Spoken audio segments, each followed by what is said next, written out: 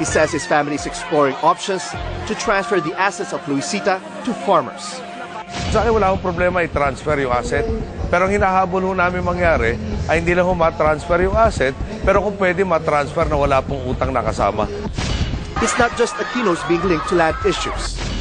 The Liberal Party claims Senator Manny Villar illegally converted prime rice lands in Iloilo to a subdivision. The Norzagaray farmers of Bulacan also accused Villar of land grabbing through the use of fake titles. But Villar dismisses these allegations and even vows to pursue agrarian reform. We are prepared and we can show that every single one nabayaran yan, properly documented, properly done. Even if the allegations are directed at Aquino and Villar, other presidential bets present their platform for farmers. Former President Joseph Estrada plans to implement the Agri-Agri law, which requires banks to provide loans to agrarian reform beneficiaries. Invest na yung ating mga farmer ay tulungan natin, ninanakawan pa ng fertilizer. Kaya sa bawat salita, ang uunahin ko yung food security. Food security is also the goal of Lakas Campis Gilberto Chodoro, who wants to train farmers to be entrepreneurs.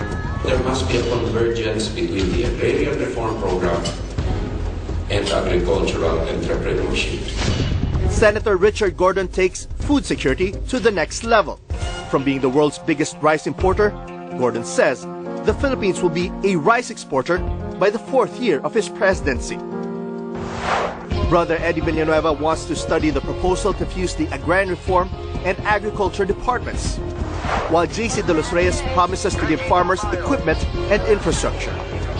Environmentalist Nicanor Perlas and Senator Jambi Madrigal have detailed plans for agrarian reform and agriculture, including dismantling rice cartels and monopolies. Labanan ng rice cartel. Have a good environment. Puhunan lahat ng mga farmers. Labanan po natin yung rice smuggling.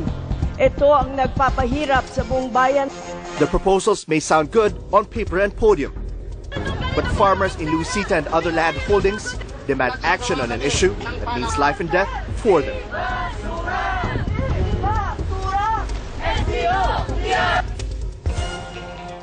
Last week, we graded the candidates' platform on reproductive health with the help of 2 RH advocates. Here's how your bets fared.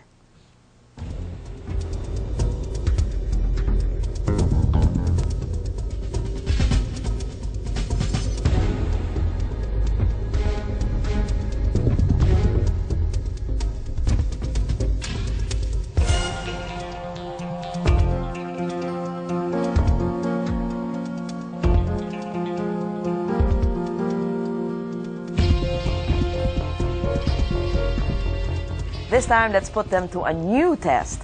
Checking the platform on agrarian reform and agriculture are UP College of Law Dean Marivic Leonen and Elvie Baladad of the NGO Pambansang Koalisyon ng Kababaihan sa Kanayunan. We'll ask them to gauge the candidates' platforms by giving them either a full, 3/4, half, quarter, or no shade in the ballot.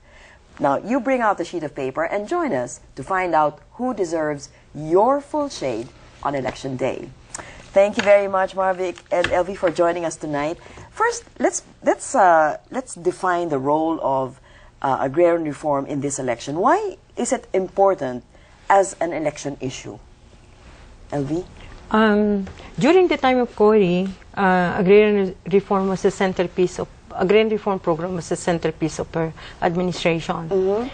And CARP was enacted, or RA 66557 was enacted. Mm-hmm. After 20 years, now we have a new set of candidates for presidents, and we have not felt that they have taken a long, serious look on the implementation of agrarian reform. Mm-hmm. And if they do not do anything for the next 5 years, especially when it comes to land acquisition and distribution, then there won't be any change at all to what had happened. But many people can say this is just a problem of the elite and people who own land. How does it affect, for example, the issue of food security and empowering farmers to be their own entrepreneurs as proposed? Well, first, economic studies have shown very recently that the distribution of assets of an economy matter for purposes of how fast the economic growth would be. So a very skewed distribution of agricultural assets would mean that the country may grow but not as fast as when it is actually distributed and you have more entrepreneurs, more capital doing the rounds in the economy. Second, we have to deal with food security in the sense that there has to be adequate, affordable, nutritious food available to everybody. And considering the fact that oil prices are going to be very high in the near future, as well as climate change is now having its impact on a lot of farmlands in different parts of the country, then we have to tackle how we are going to provide food on the table of 90 million Filipinos. And a lot of that has to do with how our lands are being utilized. And then finally, of course, we have to deal with this phenomenon of globalized trade. And of course, that comparative advantage is being shaped not really by the forces of the market, but by negotiations at the WTO and regional trade agreements. So it has something to do with equity, it has something to do with productivity, it has something to do with food sufficiency and food security. Okay, the leaders of the pact for the presidency are now saying that the Luisita issues and the land conversion issues against Villar and Noynoy are just black propaganda, and that this does not impact on this campaign because it's just black propaganda. What do you have to say about that? Actually, agrarian reform does not begin and ends with the Luisita case, nor would I say that it will end after Villar have bought the property in Iloilo when he said that legally everything is above board. Of course, but he bought irrigated lands, rice lands, and he knew that this land should not be, should not go to subdivision or should not be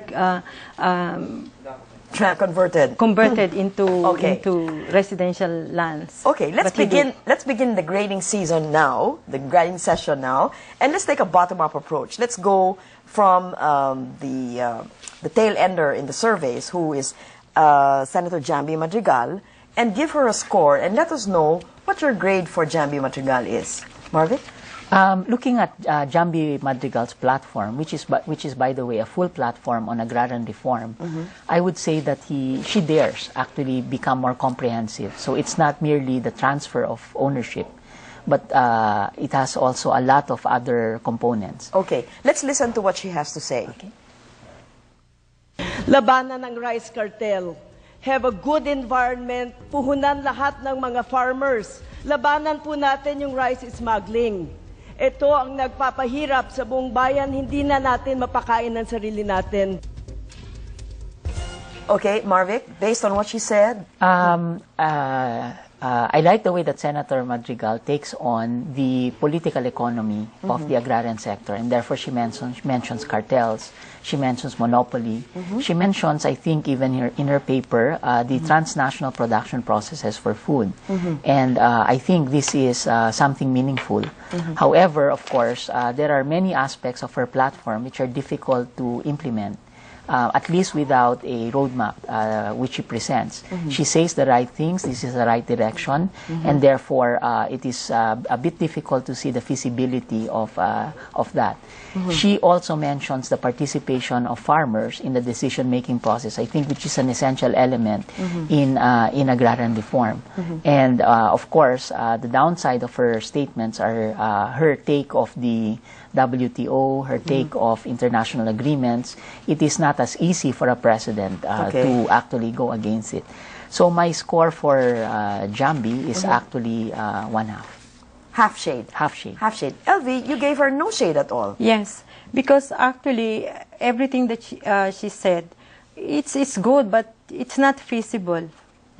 Like, for example, in agrarian reform, and he mentioned something like remove the burden of amortization for the farmers.